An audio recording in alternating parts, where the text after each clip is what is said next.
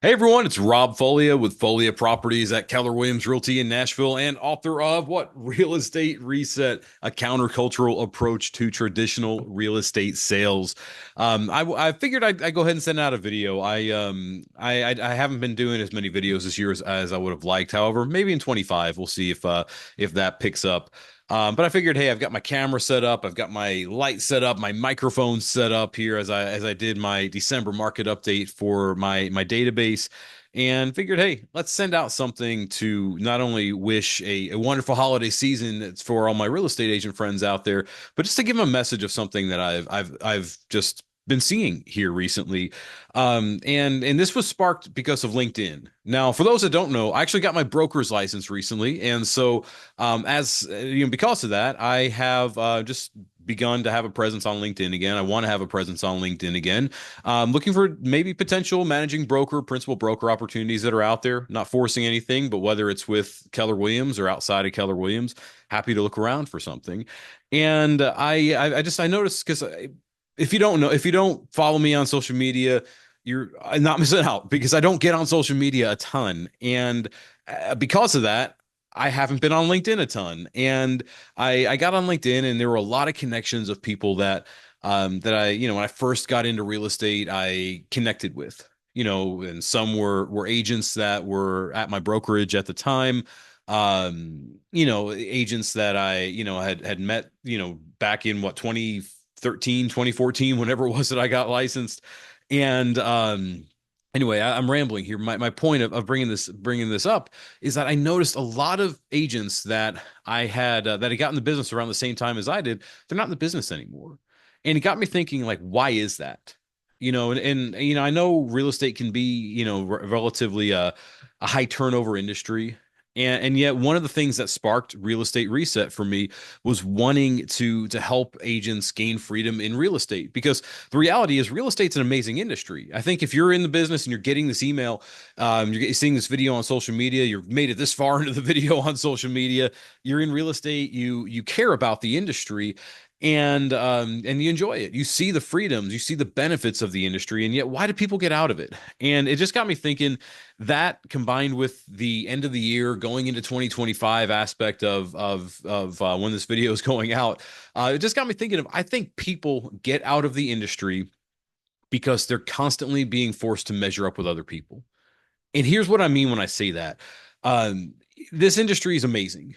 It's limitless. It literally is limitless. I mean, there are agents that I've seen speak at conferences that run teams that are selling um, literally hundreds of homes, bringing in literally millions of dollars in income, which is great, or millions of dollars at least in gross income, which is great for them if that's what meets their needs and fits, fits their life. That's great.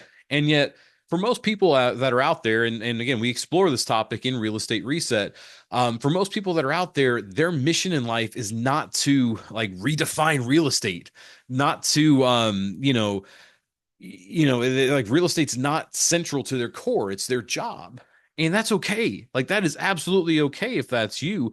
And yet I think because we put these people up on a pedestal that, that sell hundreds of homes a year, whether that's nationally at some big conference or locally at a brokerage, whatever the case might be, we put some of these people up on such a pedestal that when somebody's doing well in real estate, they're selling a couple of dozen homes, maybe they're making $200,000 in income, which, by the way, if you were in just any industry that's out there and you're making $200,000 for most parts of the country, you're doing pretty well for yourself.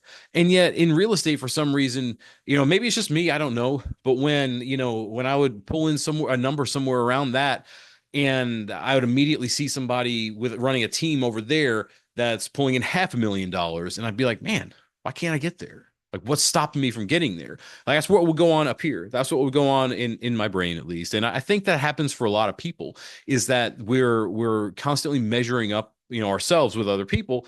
And if for whatever reason we're not getting to over there, then it causes us to want to make a change. And I think that's why so many people have gotten out of real estate that at least were in it when I first got in, that were doing well, by the way. These aren't agents that I'm thinking of that were selling like one home or two homes and then got out. I'm talking about people who, were really doing well, and are no longer in the business.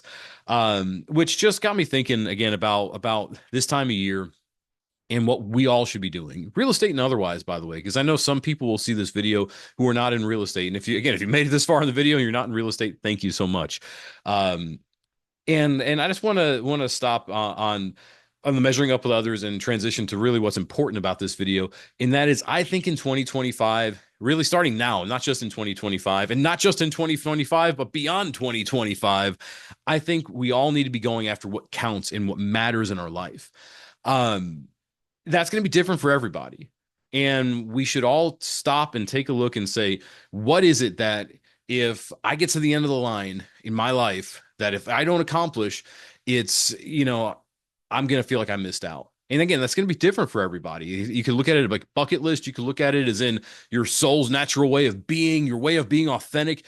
I don't care how you say it, but look at it in that way and say, what is it that if you don't accomplish it, that you don't move forward with that you're going to feel like you let yourself down when all is said and done? For most people, that's going to be way outside of their job, way outside of their business, way outside of that avenue of life. For example, and this let's take it out of business, out of a job for a second.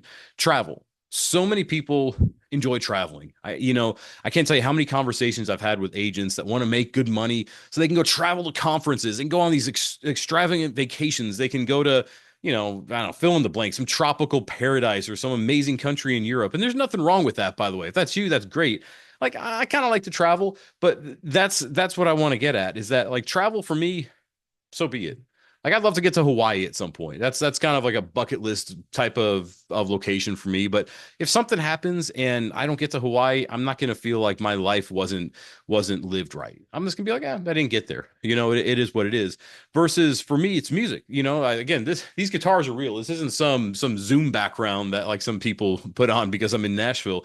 Like I love music. Music is a part of my soul. And if I don't pursue music and go after, whether it be learning, whether that be different groups, just different, getting out and playing, writing, whatever it might be. If I don't pursue it, that would be something that if I get to the end of the line and I didn't go after, whether or not I accomplish, regardless of what I accomplish, the reality is I'm going after it, and that's what matters.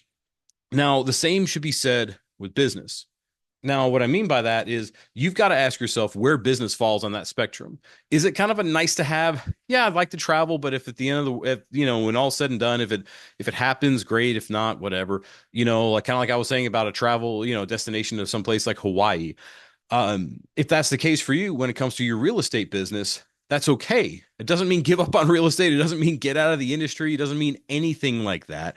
It simply means maybe dial back where it is you're putting just that laser-like intense focus that so many of us have if we're successful in this business.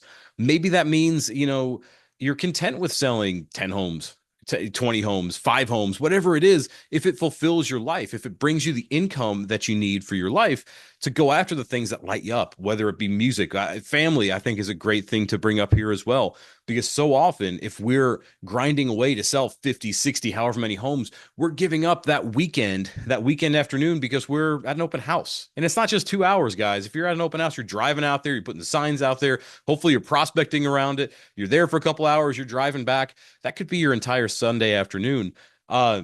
You're giving that up. You don't have that time with your family, with your loved ones, because you're pursuing business. And again, if that business thing, if you're like, man, if I don't sell 30, 40, 100, whatever, however many homes that you have on that business plan going into 2025, if you're like, if that doesn't happen, my life won't be fulfilled, go after it. Like that's what you should be pursuing.